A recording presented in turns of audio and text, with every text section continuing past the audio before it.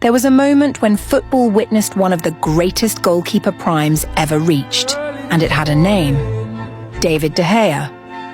De Gea was a top 3 goalkeeper in the world at a time when making saves was not enough and the context demanded constant miracles. He didn't defend a solid structure.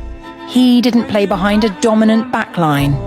He stood behind a Manchester United that had already lost control of its own greatness. And still he answered. Matches that should not have been won, draws that should not have existed, defeats that never came because someone refused to accept them. That was his prime.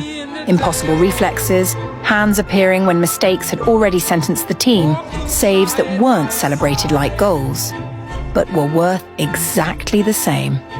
In that period, De Gea wasn't just the best player at United. He was United. The last great player of a fading era. The last one who held the badge upright while everything else was collapsing. With him, more than a cycle ended. The illusion that the club was still the same ended. After De Gea, Manchester United was never again that giant that commanded respect simply by stepping onto the pitch. His greatness is not measured in collective trophies.